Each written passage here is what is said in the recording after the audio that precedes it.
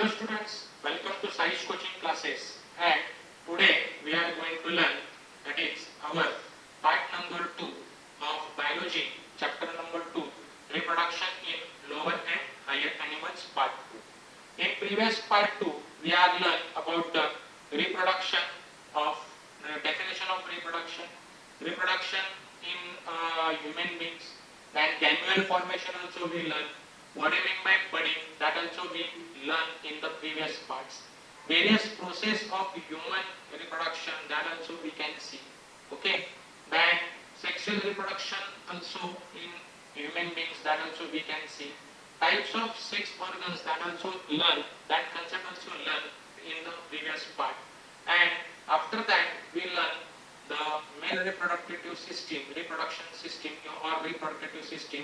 In that we learn about the history of testes, and we also learn in that how to sperm create. And now in this part we are going to learn another process of the male reproductive system.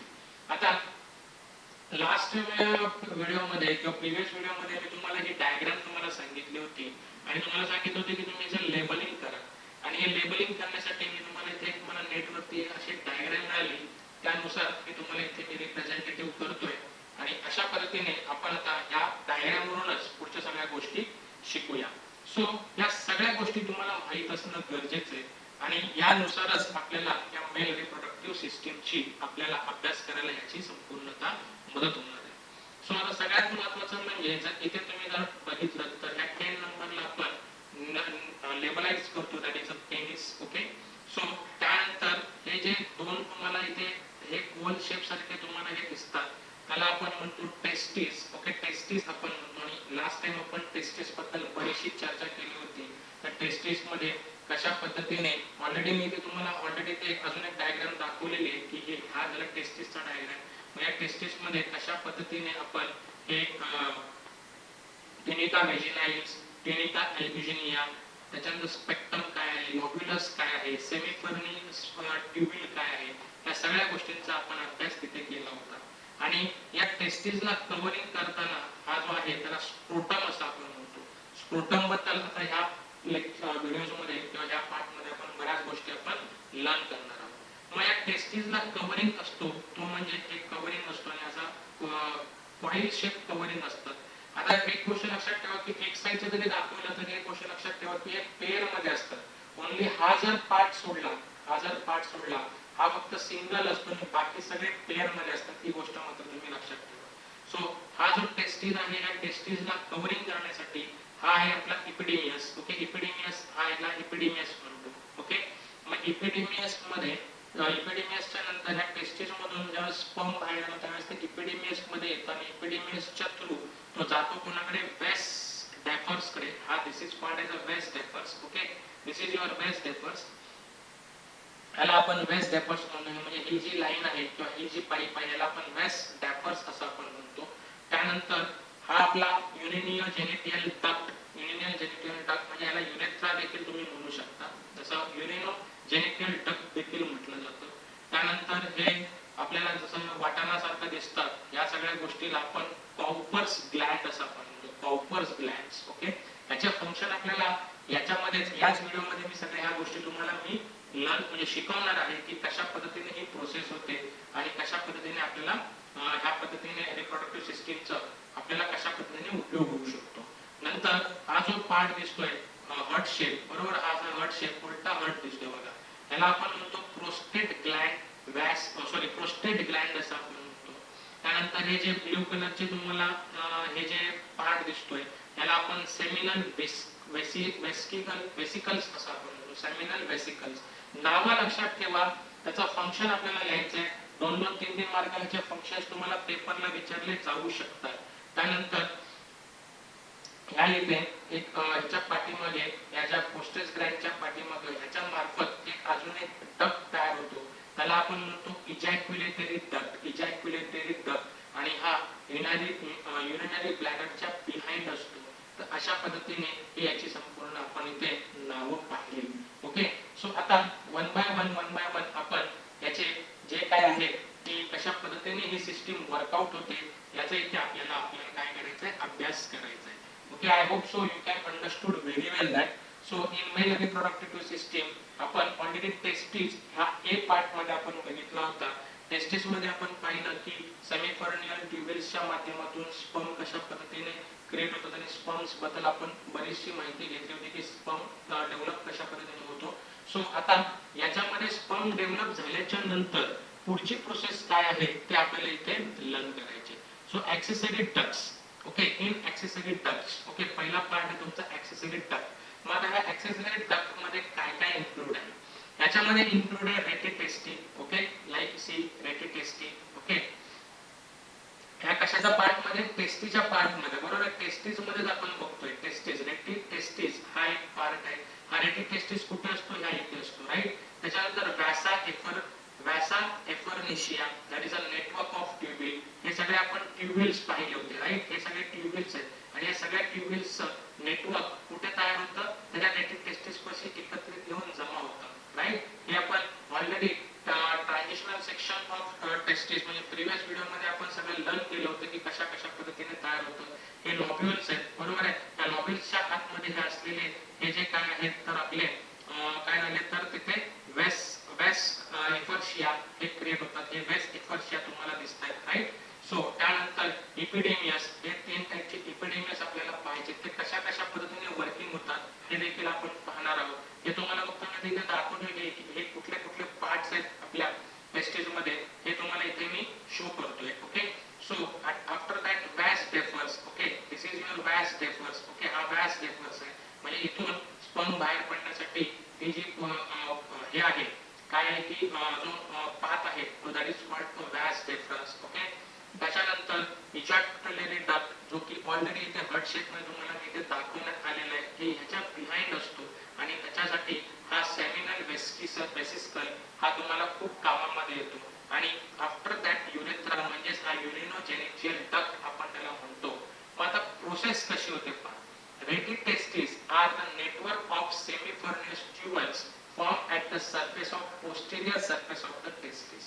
Like या सेमीफर्नियस ट्युबल्स मध्ये काय असतात की हे जे network आहे सेमीफर्नियस ट्युबल्सचं हे कुठे एकत्रित येऊन थांबतात तर त्या इथे एकत्रित येऊन एक नेटवर्क तयार करतात आणि त्या नेटवर्कला आपण काय म्हणतो? रेटिटेस्टिस असं आपण म्हणतो. आणि सेमीफर्नियस मध्ये काय होतं की स्पर्म तयार होऊन इथं असे इथपर्यंत इथे येतात आणि हे जे तुमचे होल जे दिसतात इथे त्याचा काय होतो की साठा तयार झालेला असतो. ओके, आणि त्याला आपण काय म्हणतो? Posterior surface of the testis असं आपण म्हणतो. Vasa efferentia is the 10 to 20 fine tubules arrives from rete testis. मग काय होतं की पुढे जाऊन इथे स्पर्मचे सगळे साठे तयार झाल्यानंतर ह्या व्यास एफर्शियाच्या मार्फत ते काय होतात की असे मूव्ह व्हायला सुरुवात होतात आणि मूव्ह होऊन हे अशा पद्धतीने कुठे येतात तर तुमचे रेटिटेस्टिस पाशी अराइव्ह होऊन थांबलेले असतात. And it carries the sperm from testis to epididymis. आणि मग हे जे आहे व्यास एफर्शिया हे काय करतात की तिथे रेटिटेस्टिस मधून काय करतात की ह्या टेस्टिस मधून ते काय करतात की स्पर्म कॅरी करतात आणि इपिडेमियस पर्यंत आणून पोहोचवतात. And it is a long and highly coiled tube. कुठली? इपिडेमियस. इपिडेमियस ही काय की हायली लॉंग कॉइल्ड ट्यूबल्स असतो. And differentiate into 3 part. हे 3 पार्ट मध्ये विभागलेले असतात like this. So head of the epididymis त्याला आपण काय म्हणतो तर त्याला कॅप्यूट म्हणतो. मिडल ऑफ द इपिडेमियस ह्याला आपण काय म्हणतो तर कॉर्पस म्हणतो.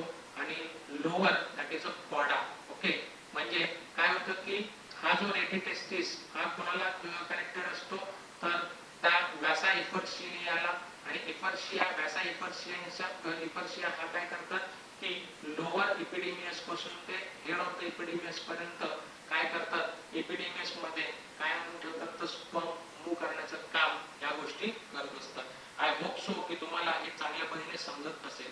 आणि ज्या वेळेला ह्या इपिडेमियस मधून हा स्पर्म सुरुवात म्हणजे मूव्ह व्हायला सुरुवात होतो त्यावेळेला हा इथे नॉर्मल असतो, अनमॅच्युअर असतो टेस्टिस मधून. ज्यावेळेस तो इपिडेमियस मध्ये होतो त्यावेळेस तो मॅच्युअरपणा त्याच्यामध्ये थोड्याफार प्रमाणामध्ये आलेला असतो. म्हणजे त्याची रिप्रोडक्टिव्ह सिस्टीम साठी तो तयारी झालेली असते असं आपण इथे म्हणायला हरकत नाहीये. पण तो 100% तयार नसतो. ओके, तो मॅच्युअर झालेला असतो की yes he is a reproductive system साठी तो मॅच्युअर झालेला आहे. आणि तो या कशामध्ये तो व्यास डेफर्स मध्ये येतो. व्यास डेफर्स म्हणजे ही जी लाईन दिसते किंवा हा जो पाथ दिसतोय दिस इज अ व्हॅस डेफर्स, त्याला इथून मूव्ह व्हायचं असतं, इथपर्यंत यायचं असतं युरेथ्रापर्यंत. मग आता काय होतं की after this maturation of sperm it leads to vas deferens. बरोबर, मी आताच म्हटलं होतं which looks from the ureter to urethra. म्हणजे ह्या पाईप मधून तो काय होतो की तो ह्या पाईप मधून येऊन तो युरेथ्रामध्ये पोहोचण्याचा प्रयत्न करत असतो. पण त्याच्या आधी but before arising at urethra it goes the seminal vesicles. तो युरेथ्रामध्ये यायच्या आधी तो प्रथम कुठे येणार आहे, सेमिनल वेसिकल मध्ये येणार आहे. And form the ejaculatory duct, आणि तिथे आल्यावरती त्याच्या मार्फत तो इजॅक्युलेटरी डक्ट फॉर्म करतो. मग त्याच्यामुळे काय होतं, इट पासेस फ्रॉम पोस्टेज ग्लॅन्ड. मग त्यानंतर तो इथे इजॅक्युलेटरी डक्ट मध्ये गेल्याच्या नंतर तो तिथे प्रोस्टेज ग्लॅन्ड मध्ये काय होतो, पास होतो आणि त्याच्यानंतर मग तो युरेथ्रामध्ये पोहोचण्याचं काम करत असतो. So it is a common passage. मग हा युरेथ्रामध्ये गेल्याच्या नंतर हा एक युरेथ्रा हा काय आहे, एक कॉमन पॅसेज आहे. या युरेथ्राला तुम्ही युरिनोजेनिटल डक्ट देखील म्हणू शकता. हा एक कॉमन पॅसेज आहे आणि या कॉमन पॅसेज मधून सीमेन आणि युरिन दोन्हीही पास होतात. सीमेन means what? Urine means you know very well. Semen means sperm. Okay. So hence it is called as a urinogenital duct आणि म्हणून त्याला आपण urinogenital duct असं म्हणतो. It is a MCQ type question. Why urethra called as a urinogenital duct? Because तुम्ही लिहू शकता की it is a common passage. Okay, it is a common passage which passes what, semen and urine. So that's why it is called as a urinogenital duct. I hope so you can understood this very well. Okay, so what is the next? Next is that in male urethra is long and extended throughout the penis. आता ही male reproductive system असल्या कारणामुळे ही जी urethra आहे ही खूप long असते आणि long असून ती throughout कुठून जाते, पेनिस मधून थ्रूआउट होत असते. So it opens outside by opening called as a urethral meatus और युरेथ्रल ऑरिफिस. म्हणजे हे काय की ओपन कुठे होते तर ह्या एंडला, म्हणजे इथे एक युरेथ्रल मिटस और युरेथ्रल ऑरिफाइस असं आपण त्याला म्हणतो. म्हणजे या इथे एक होल असतो, युरेथ्रल मिटस किंवा युरेथ्रल ऑरिफाइस याला आपण होल म्हणतो आणि होल मधून तो काय करतो, बाहेर पडतो. सो अशा पद्धतीने इथे 100% केव्हा होणार आहे की ज्या वेळेला 100% केव्हा होणार आहे की ज्यावेळेस सेमिनल वेसिकल्स मधून, इजॅक्युलेटरी डक्ट मधून, प्रोस्टेज ग्लॅन्ड मधून तो जेव्हा सेमिन इथून पास होऊन ह्या सगळ्या गोष्टीतून पास होऊन कॉर्पस ग्लॅन्ड मधून पण पास होऊन ज्यावेळेस तो युरेथ्रल मिटियस किंवा युरेथ्रल ऑरिफाइस मध्ये पर्यंत येतो त्यावेळेस तो 100% इथून पास होण्यासाठी रेडी असतो. अशा पद्धतीने ही तुमची सगळ्यात इनिशियल स्टेज आहे ती स्पर्म बाहेर पडण्याची. I hope so you can understood this very well. So I move on the next slide. That is that is glands. Now various glands we have to learn before before going out sperm throughout the penis. What is the process doing inside the glands that we have to learn in this slide. Okay, now see glands, it is a seminal vesicles. Okay, seminal vesicles. Okay, seminal vesicles म्हटल्यावरती सगळा पहिलाच part घेतला आपण seminal vesicles. जसं की आता मगाशी आपण सांगितलं की हे टेस्टिस आहे, टेस्टिस मध्ये स्पर्म तयार होतं. स्पर्म तिथे तयार झाल्याच्या तो मॅच्युअर्ड नसतो, तो वेरियस प्रोसेस थ्रू इथं येतो, तो एपिडिमियस मध्ये येतो, एपिडिमियस मध्ये तो मॅच्युअर्ड होतो आणि मॅच्युअर्ड आल्याच्या नंतर इथून असा ह्या व्हॅस डेफरन्सेस मधून इथपर्यंत येतो. इथून आल्याच्या नंतर तो पहिला येणार सेमिनल वेसिकल्स मध्ये, सेमिनल वेसिकल्स मध्ये आल्याच्या नंतर तिथून तो इजॅक्युलेटरी डक्ट मध्ये जातो. इजॅक्युलेटरी डक्ट मधून काय होतं की पोस्टेज ग्लॅन्ड्स मध्ये येतो आणि पोस्टेज ग्लॅन्ड्स मधून झाल्याच्या नंतर कॉर्पस ग्लॅन्ड्स मध्ये येतो आणि कॉर्पस ग्लॅन्ड्स नंतर तो पेनिस थ्रू आउटसाइड पडतो. मग ह्या इथे आल्याच्या नंतर सेमिनल वेसिकल्स मध्ये काय प्रोसेस होते. See pair of glands present at a posterior side of a urinary bladder. म्हणजे पोस्टेरियर साइड म्हणजे एक्झॅक्टली थोडस नियर बाय युरिनरी ब्लॅडरच्या पोस्टेज म्हणजे बॅक साइडला, थोडंसं बॅक साइडला, ट्राय टू अंडरस्टँड, थोडंसं बॅक साइडला. ओके, हे दोन्ही पेअर मध्ये असतात. मी म्हटलं तुम्हाला की हा एक पार्ट सोडला तर बाकी सगळे तुम्हाला पेअर मध्येच मिळणार आहे.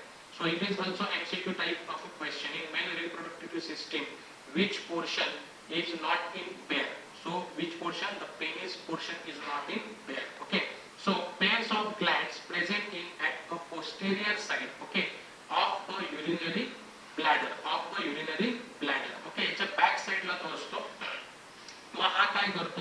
तो सिक्रेट म्हणजे सेपरेशन करतो. काय सेपरेट करतो? तर अल्कलाइन सेमिनियल फ्लूइड हा एक त्याच्यामध्ये फ्लूइड असतो, एक लिक्विड आहे. तो काय करतो? लिक्विड म्हणजे एक प्रकारचे हार्मोन्स त्याच्यामध्ये काय करतो की कंटेन असतो त्याच्यामध्ये, तो त्या सेमिन मध्ये ऍड करण्याचा इथं काय करण्याचा प्रयत्न करतो, तो सेपरेशन त्याच्यामध्ये करण्याचा प्रयत्न करत असतो. Which fluid? Alkaline seminal fluids. मग या सेमिनल फ्लुइड्स मध्ये काय काय कंटेंट असतात? तर त्याच्यामध्ये सगळ्यात महत्त्वाचं फ्रुक्टोज असतो. फ्रुक्टोज एक गोष्ट लक्षात ठेवा की फ्रुक्टोज फक्त मेल रिप्रोडक्टिव्ह सिस्टीम मध्ये एकाच ठिकाणी तयार होतो, म्हणजे कुठे? तर सेमिनल वेसिकल्सच्या इथेच तुम्हाला तिथे पाहायला मिळतो. आणि तो इतर कुठल्याच भागामध्ये तयार होत नाही. आपल्या बॉडीमध्ये तुम्ही म्हणाल ब्लड मध्ये, नो, ब्लड मध्ये हिमोग्लोबिन असतं आणि हा फक्त इथेच तुम्हाला पाहायला मिळतो. That is a seminal vesicles. आणि ह्याच्यामध्ये तो स्पर्म मध्ये जो काय एंटर करत असतो, तो फ्रक्टस एंटर करत असतो. फायब्रोनोजेन नावाचा घटक त्याच्यामध्ये तो ऍड करत असतो. आणि प्रोस्टेग्लॅंडिन्स हा देखील घटक, तीन कंटेंट्स ह्या अल्कलाइन सेमिनल फ्लुइडच्या माध्यमातून तो सिमेन मध्ये मीन्स स्पर्म मध्ये सिक्रेट करण्याचा तो काय करत असतो, इथे प्रयत्न करत असतो. I hope so you can understood this very well. कारण हे 2-2, 3-3 मार्कांचं एक्सप्लेनेशन येतं. Explain the function of the seminal vesicles. तर तुम्हाला सेमिनल वेसिकल्सचं हे नाव वगैरे सगळं व्यवस्थितपणे रिमेमराइज करायला पाहिजे, रिमेंबर करायला पाहिजे. आय होप सो मी तुम्हाला चांगल्या पद्धतीने मी समजून सांगण्याचा इथे प्रयत्न करतोय, हे तुम्हाला समजत असेल. आता जो 100% स्पर्म आपल्याला ह्या पोर्शन मध्ये मिळतो, इथे 100% पोर्शन मिळतो. त्या 100% पोर्शन मध्ये 100% पोर्शन मध्ये लिसन 100% पोर्शन मध्ये 60% चा जो खालीचा वाटा आहे, तो या सिमेन मध्ये असलेला 60% खालीचा वाटा हा कॉन्ट्रीब्यूट कुठून होत असतो, तर सिमिनल वेसिकल्स मधून तुम्हाला मिळत असतो. या सिमिनल वेसिकल्स मध्ये फ्रुक्टोज, फायब्रिनोजेन आणि प्रोस्टेग्लॅंडिन्स हे जे तीन घटक आहेत, ते 60% का रिप्रोडक्टिव्ह सिस्टीम साठी हेल्पफुल असतात. आणि ते कुठे प्रेझेंट असतात? सेमिनल वेसिकल्स मध्ये असतात. आणि हे इथे तुमचं ज्या वेळेला एपिडेमियस मधून तो सिमेन मूव्ह होत असतो, फ्लो होत असतो थ्रू वॅस डिफरन्सच्या माध्यमातून, तो वॅस डिफरन्सच्या माध्यमातून तो प्रथम सेमिनल वेसिकल्स मध्ये येतो. आणि सेमिनल वेसिकल्स मध्ये जो मॅच्युअर्ड सिमेन किंवा स्पर्म आहे, त्याच्यामध्ये हे 60% जे सेमिनल फ्लुइड आहे, अल्कलाइन सेमिनल फ्लुइड, इथे ते सिक्रेट केले जातात आणि त्याच्यानंतर त्याला पुढे फॉरवर्ड केलं जातं. मग पुढे काय होतं की फ्रुक्टोज, ह्या फ्रुक्टोजचा वापर कशाला होतो? तो fructose provide energy to sperm to move. मला फ्रुक्टोज काय करतो की त्या स्पर्मला पुढे सरकण्यासाठी किंवा पुढे मूव्ह होण्यासाठी त्याला एनर्जी प्रोव्हाइड करत असतो. इच अँड एव्हरी केस मध्ये तिची स्पर्म होण्यासाठी एनर्जी कुठून येत असते? तर या फ्रुक्टोज मधून येत असते. आणि इथे व्हेरी बेसिक एक तुम्हाला कन्सेप्शन म्हणजे तुम्हाला रियालिटी मधलं जर एक सांगायचं म्हटलं तर बहुतांशी आज मेडिकल रिपोर्ट मागितले जातात. सपोज जर एखाद्या गोष्टीमध्ये जर एखादा रेप केस वगैरे जर असेल, तर त्या रेप केस मध्ये जर आयडेंटिफाय करायचं असेल, तर त्यावेळेस तुम्हाला मेडिकल रिपोर्ट्स मध्ये ह्या फ्रुक्टोज म्हणजे खरोखरच तिथे ते रेप केस कोणामुळे झाले हे आयडेंटिफाय करण्यासाठी या फ्रुक्टोजचा इथे फार मोठ्या प्रमाणामध्ये मदत होत असते. हे रियालिटी म्हणजे एक जनरल नॉलेज पर्पज तुम्हाला मी इथे इन्फॉर्मेशन दिलेली आहे. So fructose provides energy to sperm to move. Okay. मग आता इथे फ्रुक्टोज आपल्याला सांगितल्याप्रमाणे की एनर्जी प्रोव्हाइड करतो. Fibrinogen coagulates, okay, coagulates to the sperm for quick propulsion in a vagina. आणि हा जो फायब्रोनोजेन आहे, हा काय करतो की वजायनामध्ये एकदम स्पीडने म्हणजे क्विकली जाण्यासाठी तो हेल्पफुल राहतो. And so prostaglands stimulates a reverse peristalsis in a vagina and a uterus, adding a faster movement of sperm towards the egg. आता एकदा जो स्पर्म तुमच्या मूव्ह झाला, वजायना थ्रू मूव्ह झाला, तर वजायनामध्ये एक अल्कलाइन एन्व्हायरमेंट अशा पद्धतीने क्रिएट असतं की त्या एंटर केलेल्या स्पर्मला तो रिव्हर्स करण्याचा प्रयत्न करत असतो. मग तो रिव्हर्स होऊ नये म्हणून हा प्रोस्टाग्लॅंडिन्स हा काय करतो? स्टिम्युलेट करत असतो. आणि तो स्टिम्युलेट केल्यामुळे तो फास्टर मुवमेंट होऊन तो जो स्पर्म्स आहे तो कुठपर्यंत एकपर्यंत फास्टर मुवमेंट करण्यासाठी हा काय करत असतो? तो वजायनातल्या अल्कलाइन एन्व्हायरमेंटला काय करत असतो? प्रोहिबिट करत असतो रिव्हर्स बॅक करण्यापासून. अदरवाईज तिथे जर रिव्हर्स बॅक जर झालं त्या एन्व्हायरमेंटमुळे तर ते स्पर्म तिथपर्यंत एकपर्यंत पोहोचू देत नाही, पण एकपर्यंत नाही पोहोचले तर तुमची रिप्रोडक्टिव्ह सिस्टीम सिंपल म्हणजे काय होणार नाही, प्रोसेस होऊ शकत नाही. आणि म्हणून हा प्रोस्टॅग्लॅंड्स हा काय करतो, स्टिम्युलेट करतो, reverse the peristalsis vagina and uterus, adding faster movement of sperm towards the egg. I hope so की ऑल पॉइंट्स, त्यातले सगळे पॉइंट या स्लाइड मधले सगळे जवळजवळ सगळे पॉइंट्स तुम्हाला चांगल्या रीतीने समजले असावेत. Okay, so I will move on the next concept. Okay, that is a prostate gland. Okay, तुम्हाला जर सेमिनल वेसिकल्स मध्ये समजलं असेल की 60% 100% सिमेंट्स पैकी 60% सिमेंट्सचा वाटा या सेमिनल वेसिकल्स मधूनच थ्रू होतो. कारण त्याच्यामध्ये काय काय मिळतं आपल्याला, फ्रुक्टोज मिळतं, फायब्रिनोजोल मिळतं, प्रोस्टेग्लॅंड्स मिळतात. फ्रुक्टोज तुम्हाला मी सांगितल्याप्रमाणे त्या म्हणजे सगळ्यात महत्त्वाचं म्हणजे खूप चांगल्या प्रमाणाची एनर्जी तो त्याला स्पर्मला देत असतो मूवमेंट होण्यासाठी.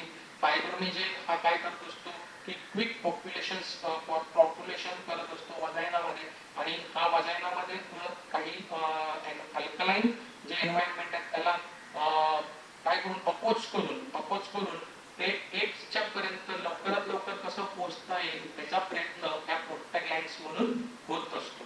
I hope so you can understood this glands and we are move in the next glands that is a prostate glands. Okay, मग प्रोस्टेज ग्लँड मध्ये काय होतं, मग या प्रोस्टेज ग्लँड मध्ये large and single glands made up of 20 to 30 lobes. आता हा प्रोस्टेज Gland म्हणजे हा हर्ट शेप सारखे हे ग्लँड असतात आणि हे बोथ साइडने अशा पद्धतीने या युरेथ्राच्या कॅनलला किंवा युरेथ्राच्या पाईपला अशा पद्धतीने जॉईंट झालेले असतात आणि ह्याच्यामध्ये 20 to 30 लोब्स असतात, सिंगल आणि लार्ज प्रमाणामध्ये. मग हे युरिनरी ब्लॅडरच्या अगदी नियर बाय इथे खाली अंडरनेथ असतात. अंडरनेथ म्हणजे एक्झॅक्टली त्याच्या थोड्याफार खाली असतात. मग हे काय करतात की milky white and slightly acidic fluid या काय करत असतात, युरेथ्रामध्ये रिलीज करण्याचं काम करत असतात. कोण, तर हे prostate gland. I hope so you can understood की सेमिनल वेसिकल्स मध्ये काय काय आपल्याला मिळतं, फ्रुक्टोज. ओके, त्यानंतर फायब्रिनोजोनल अँड प्रोस्टिजोनल्स. ओके, आणि मग आता इथे काय होते की ह्या प्रोस्टेज ग्लँड मध्ये आपल्याला काय मिळतंय तर milky white slightly acidic prostatic fluid हा त्याच्यामध्ये मिक्स करण्याचा किंवा कंटेन करण्याचा प्रयत्न करत असतो. आणि इथे जवळजवळ 30% ऑफ दॅट सिमेंटचा काय करत असतो की 30% पार्ट 100% पैकी 60% आपण सेमिनल वेसिकल्स मध्ये पाहिलं, त्याच्यामध्ये मॅच्युअर्डपणा पूर्णपणे आलेला असतो आणि 60% मॅच्युअर्डनेस खूप चांगल्या प्रमाणामध्ये आल्याच्या नंतर तो प्रोस्टेज ग्लँड मध्ये येतो. प्रोस्टेज ग्लँड मध्ये आल्यानंतर तिथे पुन्हा 30% त्याची काय होते की अजून मॅच्युरिटी वाढलेली असते.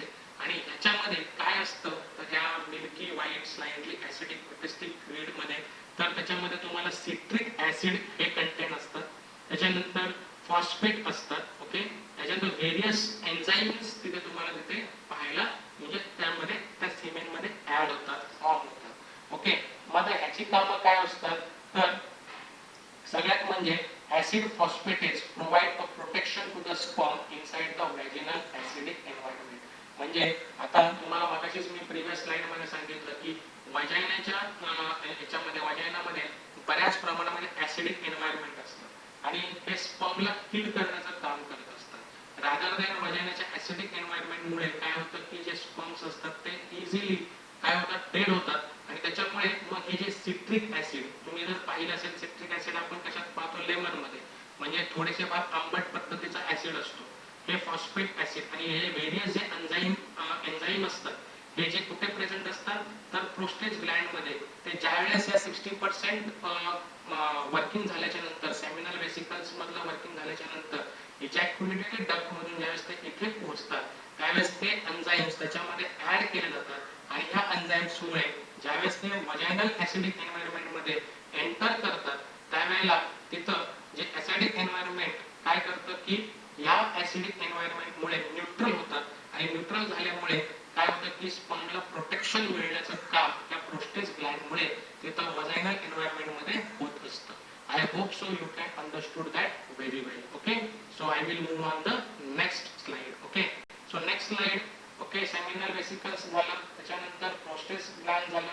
आता आपण वळतोय सीमेन. ओके, सीमेन means that is our word that is sperm. Okay, सीमेन एक म्हणजे सीमेन म्हणजे स्पर्मच तुम्ही त्याला म्हणू शकता. So I hope so you can understood that seminal vesicles, त्याच्यानंतर प्रोस्टेट ग्लॅंड्स चांगल्या पद्धतीने तुम्हाला समजलं असेल. Now what you mean by the semen? Okay, it is the viscous. Viscous म्हणजे कसं की तुम्ही जरा थोडं चिवट म्हणू शकता. Okay, alkaline and milky fluid. Okay, ज्याची pH value it may be asked in your MCQ question MST CET JEE Mains. Okay, जीमेन्सला तर नाही विचारणार, पण याला नीट वगैरे एमएसटी सीईटी वगैरे म्हणजे मेडिकल एक्झामिनेशनशी रिलेटेड आहे किंवा एमसीक्यू मध्येच पण विचारू शकतात की what is the pH value of semen. So you has to be remember that is 7.2 to 7.7 ही त्याची पीएच व्हॅल्यू आहे. हे ejaculated by the male reproductive system. आणि हे कुठून इजॅक्युलेटेड होतं? इजॅक्युलेटेड म्हणजे काय, तर बाहेर करण्यासाठी तयार असतं, तर त्याला आपण काय म्हणतो, तर ejaculated by the male reproductive system. Normally 2.5 to 4.4 ml 2.5 to 4 ml of semen is given out during a single ejaculation. म्हणजे एका वेळेला ते 2.5 ते 4 ml एवढं सेमेन तो काय करू शकतो, इजॅक्युलेट करू शकतो. and it contains, I hope so you can understood whatever I have to say that. Okay, and it contains about 400 million sperm. आणि ज्या वेळेला हे इजॅक्युलेट होत असतं त्यावेळेस त्याच्यामध्ये जवळजवळ हाऊ मेनी स्पर्म्स म्हणजे हाऊ मेनी कंटेंट्स असतात, त्याच्यामध्ये किती कंटेंट्स असतात स्पर्म्सचे, तर छोटे छोटे that is very small. So very small we cannot be see with eyes. So there will be the 400 millions म्हणजे जवळजवळ 400 lakhs असं आपण म्हणू शकतो. Okay, 400 million sperms. Okay, 400 million sperms are contain in that single ejaculation. म्हणजे 2.5 to 4 ml च्या सीमेन मध्ये जवळजवळ हे जे कंटेंट आहे, ओके, हे कंटेंट मध्ये 400 मिलियन स्पर्म्स तुम्हाला तिथे कंटेंट मिळतात. So it contains a secretion of epididymis and the accessory glands of nourishing. आणि हे ज्यावेळेस इजॅक्युलेट होतात त्यावेळेला त्यांचं त्याच्यामध्ये सिक्रेशन पण झालेलं असतं. कुठल्या गोष्टीचं सिक्रेशन झालेलं असतं, तर फ्रुक्टोज विच इज नरिशिंग, बरोबर, neutralizing acidity that is the calcium plus bicarbonates, activation of our movement that is a prostaglandins. Okay, ते कशासाठी असतं, तर प्रोटेक्शन करण्यासाठी कोणापासून वजायनाच्या ऍसिडिक एन्व्हायरमेंटल पासून. ओके, सो अशा पद्धतीने या सिमेन्सची डेफिनेशन किंवा सिमेन्सची प्रोसेस तिथं आपल्याला सांगितलेली आहे. इथे तुम्हाला बऱ्याच प्रमाणामध्ये एमसीक्यूज विचारला जाऊ शकतो, पीएच व्हॅल्यू विचारली जाऊ शकते एका टाइम मध्ये, किंवा in a single ejaculation how many ml Siemens given out. Okay, during the single ejaculation and in single ejaculation how many sperms available, that is a 400 million. आणि नरिशमेंट साठी कुठले तुमचे सिक्रेशन्स त्याच्यामध्ये केले जातात इपिडेमियसच्या थ्रू, तुम्हाला समजलं पाहिजे. त्या फ्रुक्टोज, त्याच्यानंतर न्यूट्रलायझेशन ऍसिडिटी आणि ऍक्टिव्हेशन मूवमेंटसाठी प्रोस्टाग्लॅंडियल्स. ओके, प्रोस्टाग्लॅंडियल्स, ग्लॅंडिन्स हे आपण तुम्ही सांगू शकता. So I hope so you can understood that point or that concept is very well. Okay, now what is the next then?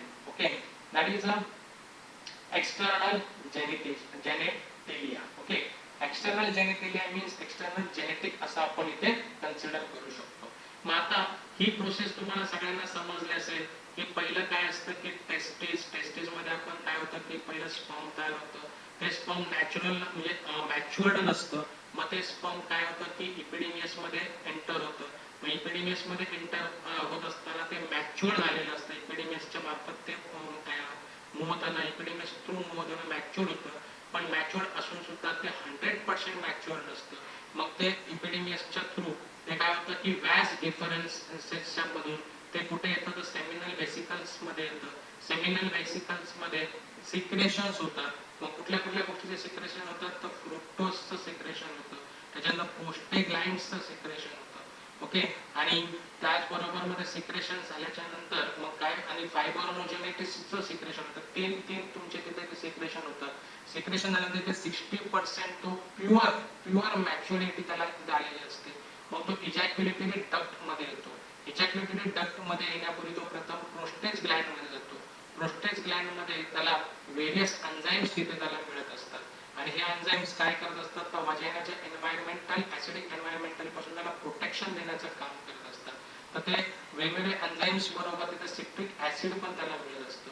पोस्टेजेस acids पण तिथे त्याला तिथे डेव्हलप होत असतं. म्हणजे ते 30% अगेन प्युअर सिमेंट तिथे तयार होतं. 60+30. मग इजॅक्युलेटेड डक्ट मध्ये येऊन तो 100% प्युअर आणि मॅच्युअर्ड असा जो सिमेंट आहे तो तयार झाल्याच्या नंतर तो कुठे येतो तर एक्सटर्नल जेनेटिशियनसाठी प्रोसेससाठी तिथे तयार झालेला असतो. सो कॉर्पस किंवा कॉपर्स ग्लँड मध्ये येण्यासाठी तो आता तयारीत असतो. So what is that? See, it includes the penis. आता ह्याच्यामध्ये काय असतं तर पेनिस अँड स्क्रोट्रम. हा जी लाईन दिसते त्याला आपण स्क्रोट्रम असं आपण म्हणतो. Scrotum you know very well. Try to understand scrotum म्हणजे काय. इथे तुम्हाला फिजिकल डायग्राम दाखवणं शक्य नाहीये. So that's why you try to understand. हा स्क्रोट्रम हे पेअर असतात आणि ह्या स्क्रोट्रमच्या आतमध्ये हे काय असतात तर टेस्टिस असतात आणि हे स्क्रोट्रम पेनिसच्या बॅक एंड साइडला अशा पद्धतीने असतात. Okay, so you try to understood that. So the penis is the male copulatory organ. आणि हा पेनिस काय तर मेल कॉप्युलेटरी ऑर्गन आहे. म्हणजे कॉप्युलेट म्हणजे काय तर रिप्रोडक्शन साठी इम्पॉर्टंट असा हा ऑर्गन आपला मेल मधला गणला जातो. It is a cylindrical. See दिसतंय तुम्हाला, it is a cylindrical and muscular with 3 bundles and erectile tissue. This is very important की काय तुम्हाला त्या एमसीक्यू पॉइंट साठी हा प्रश्न येऊ शकतो की जो पेनिस आहे त्याचा काय कुठल्या टिश्यूजने बनलेला असतो तर 3 bundles of erectile tissue. That is a pair of posterolateral tissue called as a corpora cavernosa. Corpora cavernosa, नीट नाव लक्षात ठेवा कारण this is a very important. Corpora cavernosa या टिश्यूजला आपण ह्या टिश्यूजने हा काय पेनिसचा मस्क्युलर आणि सिलेंड्रिकल किंवा muscular penis male copulatory organs is कशाने बनलेला असतो तर हा एक काय आहे कुठल्या टिश्यूने बनलेला असतो तर कॉर्पोरा कॅव्हर्नोसा. आणि हा काय आहे तर पेअर कोणाचा आहे तर electrical tissue, pair of a posterolateral tissue. ही नावं तुम्हाला लक्षात ठेवणं फार महत्त्वाचं आहे. And a median of corpus spongiosum. Okay, spongiums. Okay, आणि हा मीडियन कोणाचा आहे तर कॉर्पस स्पॉन्जिनियन्स आहे. आणि हा एक प्रकारे काय आहे तर the swollen tip of the penis is called as a glans penis. आणि swollen tip of the penis is called as a gland penis. म्हणजे हा एवढा जो पार्ट आहे हा एवढा पार्ट ओके, फक्त एवढा पार्ट मला जो माऊसचा एरो तुम्हाला मी दाखवतोय दॅट इज युअर पार्ट. या एवढ्या पार्टला आपण काय म्हणतो ग्लॅन्स पेनिस असं आपण म्हणतो. and it is covered by a loose fold of skin. आणि ती जी कव्हर केली जाते की एक लूज फोल्डेड स्किन असते त्याला आपण फोर स्किन असं म्हणतो किंवा प्रेक्यूज असं आपण म्हणतो. म्हणजे तुम्हाला इथे एमसीक्यू स्टाईल असा एक प्रश्न येऊ शकतो the swollen tip of the penis is called what dash dash dash. तुम्हाला तिथे सांगता आलं पाहिजे ग्लॅन्स पेनिस. आणि तुम्हाला असंही विचारलं जाऊ शकतं की glans penis is covered by which skin. Covered by a loose fold skin. What is that called? So that is called as a foreskin or a prepuce. I hope so you can understood whole system from the scrotum means testis पासून sperm तयार झाल्यापासून हे कशा पद्धतीने व्यास डिफरन्सच्या माध्यमातून seminal vesicles मध्ये आल्याच्या नंतर 60% चा पार्ट कशा पद्धतीने फ्रुक्टोज, त्याच्यानंतर फायब्रोजेनिन्स अँड प्रोस्टोजेनिन्स, आणि त्याच्यानंतर 30% हा जो आहे प्रोस्टेज ग्लँड मध्ये आले होते citric acid and various phosphatases acid आणि व्हेरियस काइंड्स ऑफ एन्झाइम्स कसे ऍड होतात. आणि 100% जो तुमचा सिमेन तयार झाल्याच्या नंतर थ्रू आउट द पेनिस कसा बाहेर पडतो आणि पेनिस म्हणजे काय या पेनिसचंही आपण चांगल्या पद्धतीने इथे स्टडी केलेला आहे. So I hope so you can understood all this concept. So I will move on the next one. So this is our male reproductive system मधला सगळ्यात इम्पॉर्टंट पार्ट म्हणजे तो म्हणजे scrotum. Okay, scrotum this is a very important part. आणि scrotum म्हटल्यावरती या स्क्रोटमच्या माध्यमातूनच बऱ्याचशा गोष्टी घडत असतात. See, it is a loose pouch of pigmented skin lying behind the penis. बरोबर, ट्राय टू अंडरस्टँड. या पेनिसच्या बिहाइंडला तो काय असतो, लाई असतो. आणि तो काय असतो की पिगामेंटेड एक pouch type, pigmented pouch type skin असते, divided into right and left scrotal sac. आणि अशा पद्धतीने या सॅक मध्ये ते आपल्याला पाहायला मिळतात. Okay, so scrotal sac by a septum of tunica dartos made up of a smooth muscle fibre. Okay, मग आता septum of tunica dartos. Okay, so made up of a smooth muscle fibers. The vital testes are guided into the retained in the scrotum by short fibromuscular band called as a gubernoculum. Okay, gubernoculum. नाव लक्षात घ्या. काय सांगितलं? The vital testes, okay, are guided into and retained in the scrotum by short fibromuscular band called as a gubernoculum. म्हणजे हा जो part दिसतो याला आपण कदाचित माझ्या मते याला ग्युबेरोनॉक्युलम असं आपण म्हणू शकतो. तुम्हाला आता लक्षात आलं असेल की स्क्रोटमच्या आतमध्ये टेस्टिस तयार होण्याची जी प्रक्रिया आहे ती कशी होते, तर ॲब्डोमिनल मध्ये इलॉन्गिटल ट्यूब मधून ती ॲब्डोमिनल मधून इलॉन्गिटल ट्यूब मधून इथं येत असते. आणि त्याच्यानंतर एक मॅच्युअर झाल्याच्या नंतर, एक मॅच्युअर पण आल्याच्या नंतर त्या ॲब्डोमिनल मधून त्या इलॉन्गिटल ट्यूब मधून इथे येते. आणि त्याच्यानंतर मग ते स्पॉम्स वगैरे तयार होण्यासाठी प्रोसेस होत असते. So the testis remains suspended in a scrotum. बरोबर, by a spermatic cord. Okay, spermatic म्हणजे त्याच इलॉन्ग्युलर कॉर्ड म्हणून मी तुम्हाला सांगतोय. Failure of testis to dissect into the scrotum is called as a cryptorchidism. म्हणजे लक्षात घ्या की ॲब्डोमिनल सिस्टीम मधून, ओके, ही जी कॉर्ड आहे त्याला इलॉन्ग्युलर कॉर्ड म्हणू शकता किंवा स्पर्मॅटिक कॉर्ड म्हणू शकता. त्यामधून टेस्टिस या स्क्रोटम मध्ये येतात आणि स्क्रोटम मध्ये आल्याच्या नंतर त्याचे डेव्हलपमेंट होते. डेव्हलपमेंट झाल्याच्या नंतर मॅच्युअर पण आल्याच्या नंतर एका सर्टन एज नंतर ॲब्डोमिनल मधून ते टेस्टिस मध्ये येत असतात. पण सपोज जर ते टेस्टिस मध्ये जर काही कारणास्तव जेनेटिक प्रॉब्लेम मुळे जर आलेच नाही, टेस्टिस जर या स्क्रोटम मध्ये जर आलेच नाही, ओके, तर त्यावेळेला मात्र कुठल्याच पद्धतीची प्रक्रिया होणार नाही, ते फेल्युअर होतात. आणि मग त्या गोष्टीला तो जो पर्सन असेल त्याला क्रिप्टोक्रिटिझम हा आजार झालाय असं आपण म्हणतो. म्हणजे he will not able to produce he will not able to reproduce the reproduction. He is not able to take part in a reproduction process. Try to understand मला काय म्हणायचंय. बिकॉज का की त्या ॲब्डोमिनल त्या मॅच्युअर झाल्याच्या नंतर ॲब्डोमिनल मधून ती टेस्टिस लॉंगिट्युडनल प्लॉट म्हणून ह्या स्क्रोटम मध्ये येत असते. स्क्रोटम मध्ये येत असताना ते टेस्टिस जर ती तिथून इथं आलीच नाही तर स्पर्म डेव्हलप होणार नाही. स्पर्म डेव्हलप नाही झाला तर रिप्रोडक्टिव्ह सिस्टीम प्रोसेस होणार नाही. Due to sperm only reproductive system आपली फुलफिल होत असते.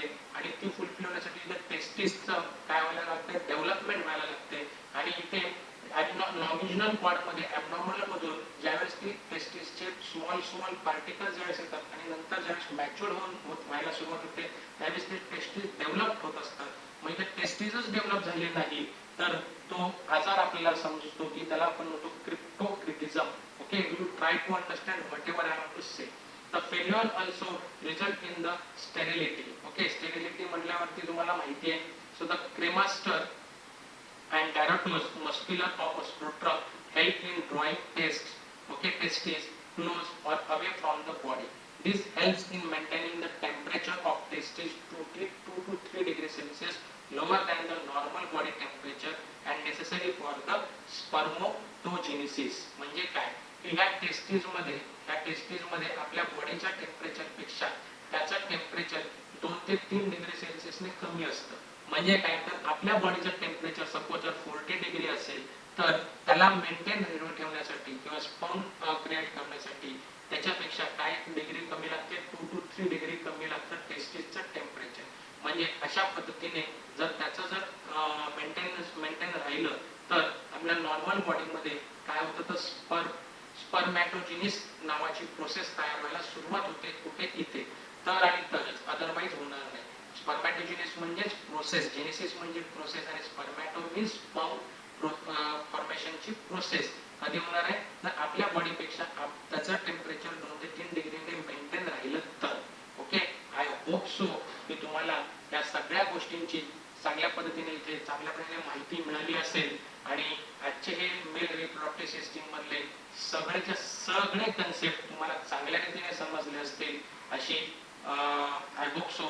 सो तुम्हाला हे सगळे पॉइंट्स क्लिअर झाले असतील. So try to understand this concept because this is a very important for your examination point of view, your MCQ points of view. and अशा पद्धतीने आपण आजचा हा पार्ट 2 देखील चांगल्या रीतीने कंप्लीट केलाय. आय होप सो की तुम्हाला या सगळ्या गोष्टी चांगल्या पद्धतीने समजल्या असतील. सो आतापर्यंत ह्या सगळ्या मेल रिप्रोडक्टिव्ह सिस्टमची संपूर्ण माहिती या पार्टमध्ये आपण पाहिली आणि अशा पद्धतीने मी इथे थांबण्याचा प्रयत्न करतो. So thank you for watching this video. Thank you once again.